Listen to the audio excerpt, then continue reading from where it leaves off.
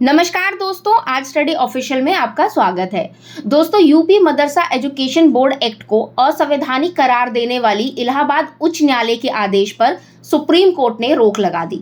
Supreme court ने कहा कि इलाहाबाद हाई कोर्ट ने मदरसा एक्ट के प्रावधानों को समझने में भूल की है। हाई कोर्ट का ये मानना कि ये एक्ट धर्मनिरपेक्षता के सिद्धांत के खिलाफ है, ये गलत है।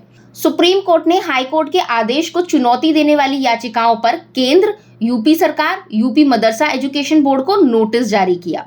कोर्ट ने यूपी और केंद्र सरकार को 31 मई तक जवाब दाखिल करने को कहा और जुलाई के दूसरे हफ्ते में इस मामले पर अगली सुनवाई होगी। तो चलिए दोस्तों, पहले समझते हैं कि आखिर ये यूपी मदरसा शिक्षा बोर्ड अधिनियम आया क्यों। दोस्तों, यूपी मदरसा शिक्षा बोर्ड अधिनियम 2004 राज्य में मदरसा शिक्षा बोर्ड की स्थापना के लिए बनाया गया था। एक्ट में कहा गया कि शिक्षा संहिता के पैरा 55 में यूपी के अरबी फारसी परीक्षाओं के रजिस्ट्रार को राज्य के अरबी फारसी मदरसों को मान्यता देने और उनकी परीक्षाएं आयोजित करने का हक दिया था। दरअसल पहले इन मदरसों का प्रबंधन शिक्षा विभाग द्वारा किया जाता था। 1955 में अल्पसंख्यक कल्याण और वक्फ विभाग का गठन हुआ। इसके बाद मदरसों से जुड़े सभी कार्य उत्तर प्रदेश शिक्षा विभाग से हटाकर अल्पसंख्यक कल्याण विभाग के अधीन कर दिए गए। दोस्तों, यूपी मदरसा एक्ट को लेकर सुप्रीम कोर्ट के फैसले से 16,000 मदरसों के 17 लाख छात्रों को बड़ी राहत मिली है। फिलहाल 2004 के कानून के तहत मदरसों में पढ़ाई चलती रहेगी। सुप्रीम कोर्ट ने इलाहाबाद हाई कोर्ट के फैसले पर अंतरिम रोक लगाई है। एक्ट को असंवैधानिक करार देने वाले फैसले पर रोक लगा दी गई है। सुप्रीम कोर्ट ने मामले की सुनवाई के दौरान कहा कि इलाहाबाद हाई कोर्ट प्रथम दृष्टया सही नहीं है। ये कहना सही नहीं है कि ये कानून धर्मनिरपेक्षता का उल्लंघन है। खुद यूपी सरकार ने भी हाई कोर्ट में एक्ट का बचाव किया था।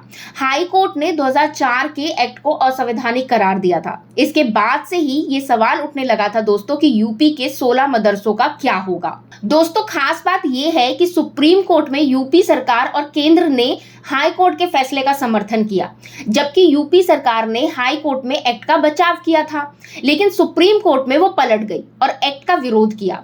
इलाहाबाद हाई कोर्ट की लखनऊ बेंच द्वारा इस साल मार्च में UP board of Madrasa education act 2004 को असंवैधानिक करार दिए जाने को सुप्रीम कोर्ट में चुनौती दी गई। याचिका में कहा गया कि हाई कोर्ट के पास यह अधिकार नहीं है कि वह इस एक्ट को रद्द कर दे।